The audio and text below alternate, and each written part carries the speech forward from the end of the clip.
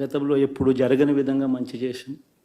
వారి కష్టాల్లో తోడుగా ఉంటూ, వారి కష్టాన్ని అర్థం చేసుకుంటూ, వారి ఇంటికే పంపించే వ్యవస్థను సైతం తీసుకొస్తూ, గతంలో మా ప్రభుత్వం అధికారంలోకి రాకమునుపు ఇస్తూ ఉన్న చాలని పెన్షన్ నుంచి ఎంతో మంచి చేస్తూ అడుగులు వేసినా కూడా ఆ అవ్వాతాతలు చూపిన ఆప్యాయత ఏమైందో కూడా తెలియడం లేదు. దాదాపుగా 1,05,00,000 మందికి పొదుపు సంఘాల అక్క చెల్లెమ్మలకు మంచి జరిగిస్తూ, వారి కష్టాలనే మా కష్టాలుగా భావిస్తూ, ఇచ్చిన ఏ మాట తప్పకుండా అన్ని రకాలుగా వాళ్ళకు అండగా ఉంటూ, ఆసరాతో తోడుగా ఉన్నాం.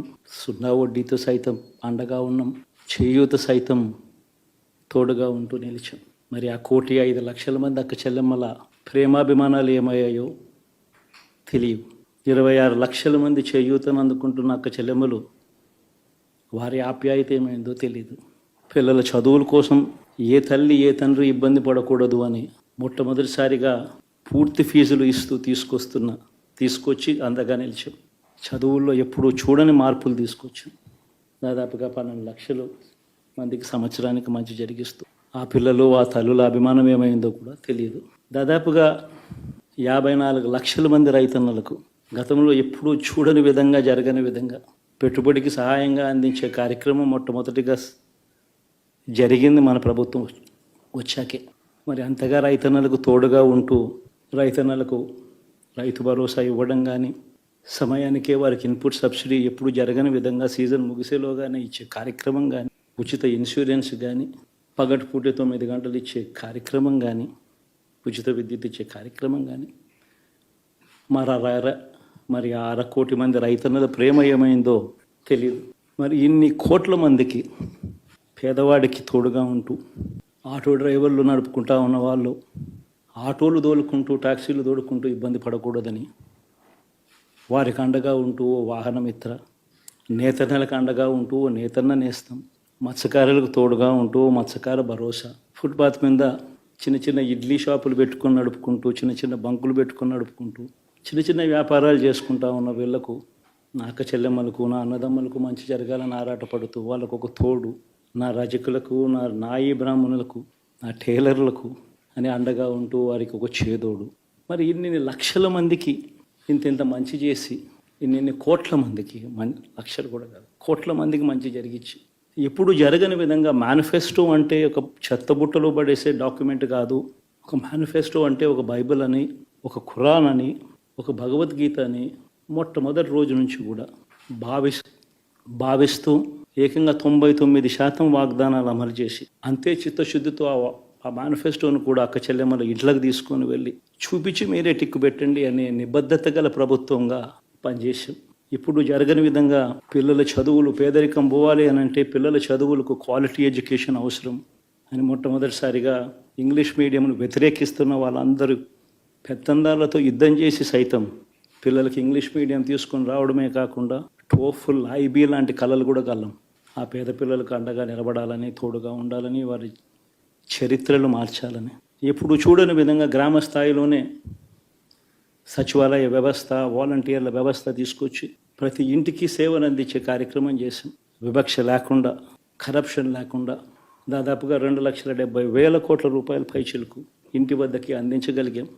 ఇప్పుడు చూడని మార్పులు తీసుకురావడమే కాకుండా ఒక చదువుల రంగం అయితేనేమి, ఒక విద్యారంగం, ఒక వ్యవసాయ రంగం అయితేనేమి, ఒక వైద్య రంగం అయితేనేమి, ఏ పేదవాడు ఎప్పుడూ ఇబ్బంది పడకూడదు అని ఎప్పుడు ఊహించని విధంగా మార్పులు తీసుకొస్తూ పేదవాడికి అండగా నిలబడగలిగాం. విమెన్ ఎంపవర్మెంట్ అంటే ఇది, మహిళా సాధికారత ఇది అంటే ఇది అని ప్రపంచానికి చాటి చెప్పగలిగాం. సోషల్ జస్టిస్ అంటే, సామాజిక న్యాయం అంటే ఇది అని ప్రపంచానికి చూపించగలిగాం. మరి ఇన్ని గొప్ప మార్పులు చేసిన తర్వాత, ఇన్ని కోట్ల మందికి మంచి జరిగిన తర్వాత మరి అభిమానం ఏమైందో, ఆప్యాయత ఏమైందో తెలియదు. ఎవరో మోసం చేశారో, ఎవరో అన్యాయం చేశారో అని చెప్పి అనొచ్చు, కానీ ఆధారాలు లేవు. ఏం జరిగిందో దేవుడికి తెలుసు. పెద్ద నేనైతే చేయగలిగింది ఏమీ లేదు. ప్రజల తీర్పు తీసుకుంటాం, కానీ మంచి చేయడానికి మాత్రం ప్రజలకు తోడుగా ఖచ్చితంగా ఉంటాం. వాయిస్ ఆఫ్ ది వాయిస్లెస్ కింద ఈ పార్టీ తాను చేయాల్సిన పని తప్పకుండా చేస్తుంది. పేదవాడికి అండగా ఉండే కార్యక్రమంలో ఎప్పుడూ కూడా పేదవాడికి తోడుగా ఉంటూ గలం విప్పుతుంది. పేదవాడికి అండగా నిలుస్తుంది. ఈ 5 సంవత్సరాలు చూసిన ప్రభుత్వాన్ని నేను ఎప్పుడు చూడలేదు. ఒక రంగం అని కాదు, ఒక వ్యవస్థని కాదు, ప్రజాస్వామ్య వ్యవస్థలన్నీ ఏ విధంగా ఇబ్బంది పడ్డాయో, ఏ విధంగా నిర్వీర్యం చేశారో మనం అన్ని చూశాం. అయితే మా ధ్యేయం ఒకటే, ప్రజలు గెలవాలి, రాష్ట్రం నిలబడాలి.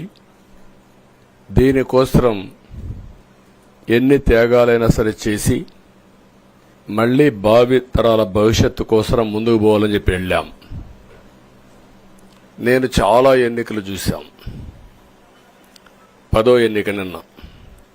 అంటే ఇన్ని ఎన్నికలు చూసిన, అంటే ఎన్నికలు చూడడమే కాకుండా ఈ ఎన్నికలన్నీ at the helm of affairs ఉండి ఎప్పటికప్పుడు సమీక్షలు గాని ఇవన్నీ నిర్వహించడం కూడా చేశాం. రాజకీయాల్లో ఒడికిదుడుకులు సాధారణంగా ఉంటాయి. ఎవరు శాశ్వతం కాదు. దేశం శాశ్వతం, ప్రజాస్వామ్యం శాశ్వతం, రాజకీయ పార్టీలు శాశ్వతం, అధికారం అశాశ్వతం. రాజకీయ పార్టీలు కూడా సక్రమంగా ఉంటే మళ్లీ ప్రజలు ఆదరిస్తారు. లేకపోతే రాజకీయ పార్టీలు కూడా చాలా పార్టీలు కనుమరుగైపోయినాయి. వ్యక్తులు కనుమరుగైపోయారు, రాజకీయ పార్టీలు కనుమరుగైపోతాయి. కానీ ఇంత హిస్టారికల్ ఎలక్షన్ నేను ఎప్పుడు చూడలా. నా జీవితంలో చాలా ఎలక్షన్స్ ఫేస్ చేస్తే కానీ వేవ్ కనపడేది, వ్యతిరేకత కనపడేది.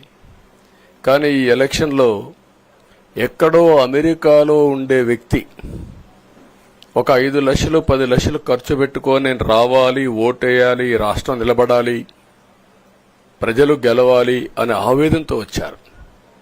ఎక్కడో పక్క రాష్ట్రాల్లో ఎక్కడో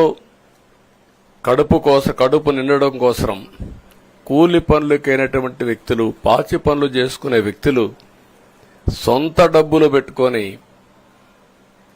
నేరుగా ఇక్కడ రైల్వే స్టేషన్లో చూస్తే, బస్టాండ్లో చూస్తే భోజనం కూడా ప్యాక్ చేసుకొని తీసుకొచ్చి ఇక్కడ భోంచేసి ఓటేసే పరిస్థితికి వచ్చారు.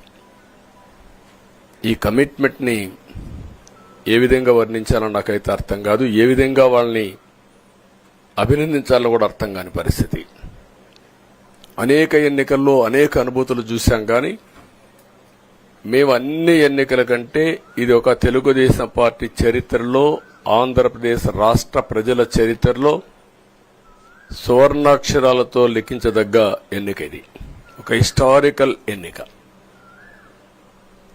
ఆగస్టు క్రైసిస్ తర్వాత ఎన్టీ రామారావు గారు పార్టీ పెట్టిన తర్వాత 83లో మేము గెలిచాం.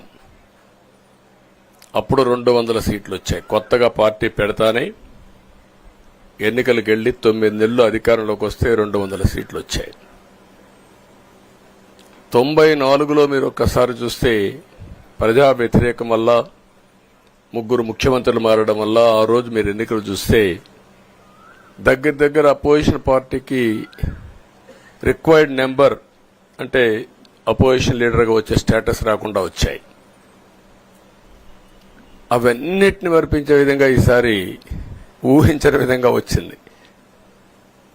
అంటే దానికి కారణాలు నేను ఎక్కువ చెప్పక్కర్లేదు, అనుభవించిన ప్రజలకే అర్థమవుతుంది.